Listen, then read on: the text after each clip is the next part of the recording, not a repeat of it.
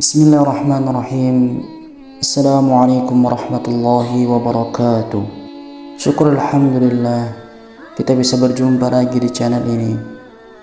Salawat dan salam selalu dan tetap tercurahkan kepada junjungan kita Nabi besar Muhammad sallallahu alaihi wasallam. Allahumma shalli ala sayyidina Muhammad wa ala ali sayyidina Muhammad. Harapan dan doa saya semoga saudaraku semuanya selalu diberikan kesehatan, dilapangkan rezekinya, diampuni dosa-dosanya, dan diperpanjang umurnya. Amin amin ya rabbal alamin. Sahabat beriman yang dirahmati Allah Subhanahu wa taala, kita semua tahu rezeki setiap manusia pada dasarnya sudah Allah berikan sesuai dengan kebutuhannya, dan semuanya Allah sudah tetapkan jumlahnya. Ada yang cukup, ada yang kurang, dan ada yang Allah lebihkan. Semua itu semata-mata hanyalah ujian keimanan. Namun tak jarang bagi yang diberikan rezeki lebih, terkadang justru malah merasa sombong dan lupa bahwa semuanya didapatkannya hanyalah sebuah titipan dari Allah. Sehingga orang-orang yang lupa tersebut menjadi lalai akan hak kewajibannya untuk bersedekah. Padahal Allah sudah banyak berfirman dalam ayat-ayatnya untuk selalu bersedekah sebagai rasa syukur atas apa yang diberikan Allah kepadanya. Akan tetapi, ada yang harus kita semua ketahui. Meskipun banyak yang bersedekah, namun tidak mendapatkan pahala dari sedekah itu sendiri, karena kesalahan atau ketidaktahuan tentang fadilah dari bersedekah. Lalu, apa saja kesalahan yang sering dikerjakan dalam bersedekah, tapi jarang kita sadari? Yang pertama adalah mencari pujian dari orang lain. Hal ini mungkin masih banyak ditemukan pada masyarakat kita, yakni bersedekah tapi dengan niat pamrih kepada orang lain. Misalnya adalah supaya mendapat pujian, supaya kita terlihat baik, dan lain sebagainya.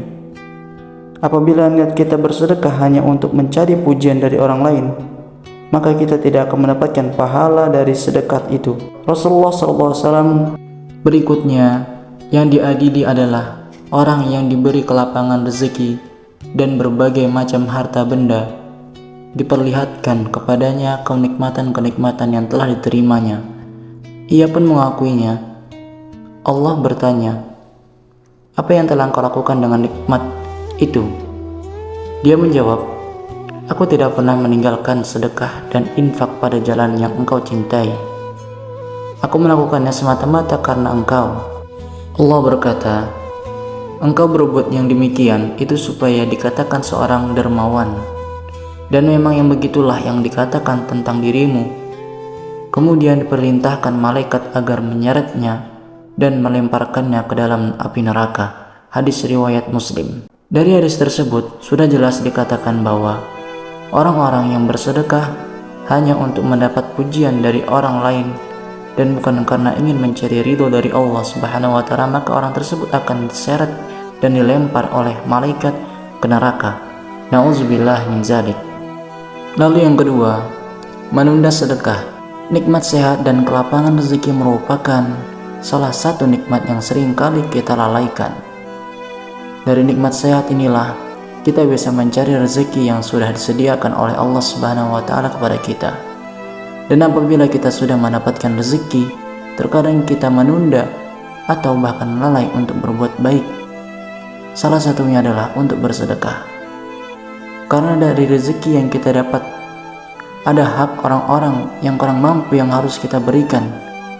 Jika kita tidak memberikan atau kita tunda memberikannya, maka Allah Subhanahu wa taala juga akan menunda rezeki yang akan datang kepada kita. Atau bahkan kita akan diperingatkan dengan dicabutnya nikmat sehat untuk sementara. Diriwayatkan dari Abu Hurairah radhiyallahu anhu, ia berkata, seorang bertanya kepada Rasulullah SAW, "Wahai Rasulullah, sedekah apakah yang paling afdal?" Beliau menjawab, "Engkau bersedekah ketika masih dalam keadaan sehat, lagi kaya, sangat ingin menjadi kaya dan khawatir miskin.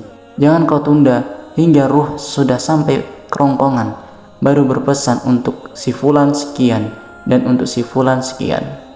padahal harta itu sudah menjadi hak si fulan atau ahli waris. Hadis riwayat Bukhari. Dari hadis tersebut kita dapat menyimpulkan bahwa kita sangat dianjurkan untuk mengeluarkan sedekah di saat tubuh kita masih sehat dan kebutuhan kita sudah tercukupi. Lalu hindarilah untuk menunda-nunda sedekah karena kita tidak tahu kapan, waktu dan di mana kita akan meninggal dunia. Yang ketiga, tidak sedekah dari orang terdekat terlebih dahulu. Dalam Quran surah Al-Baqarah ayat 215, Allah Subhanahu wa taala berfirman, "Mereka bertanya tentang apa yang mereka nafkahkan. Jawablah, apa saja harta yang kamu nafkahkan, hendaklah diberikan kepada ibu bapak, kaum kerabat, anak-anak yatim, orang-orang miskin, dan orang-orang sedang dalam perjalanan.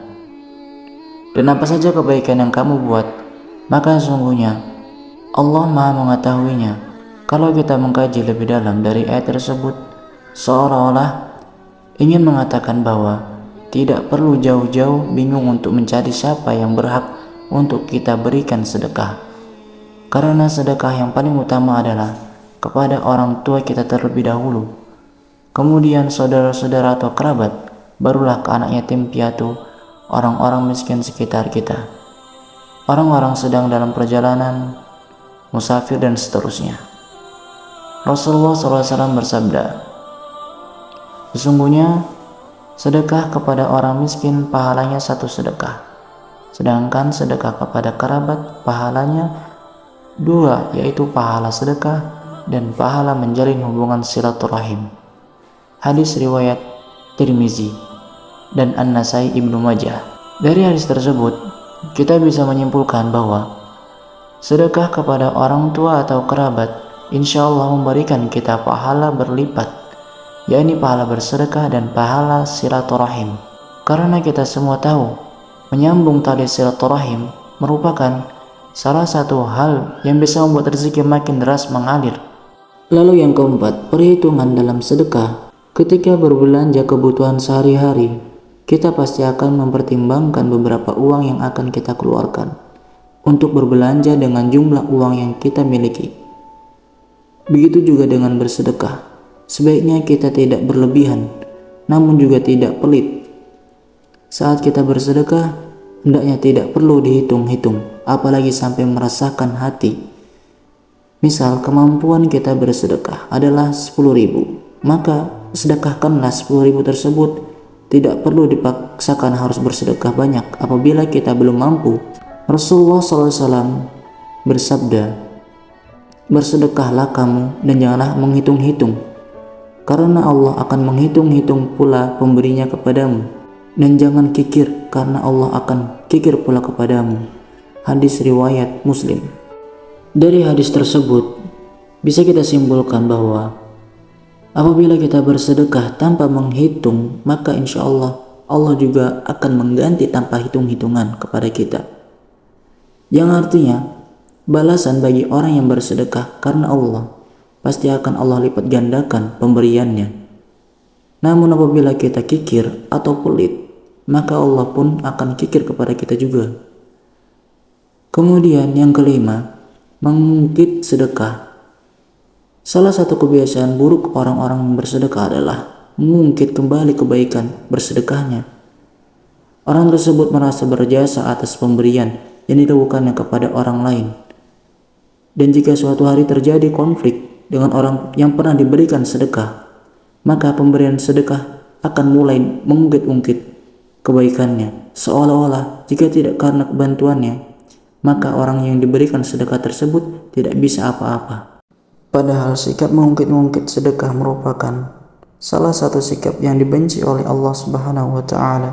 Hal ini sebagaimana yang sudah Allah jelaskan dalam Quran surah Al-Baqarah ayat 264. Hai orang yang beriman, janganlah kamu menghilangkan pahala sedekahmu dengan menyebut-nyebutnya dan menyakiti perasaan si penerima.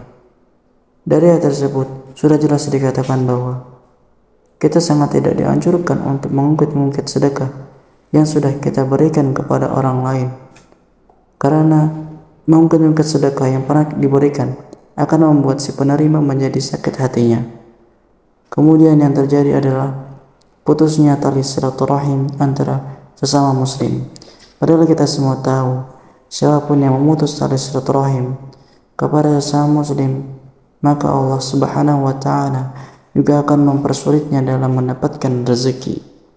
Oleh sebab itu, ada baiknya sikap mengungkit-ungkit sedekah ini dihindari, karena jika berlanjut, maka kita tidak akan mendapatkan pahala dari sedekah itu sendiri. Semoga Allah Subhanahu wa taala selalu menjauhkan kita dari segala sifat dan sikap yang tercela. Amin amin ya rabbal alamin.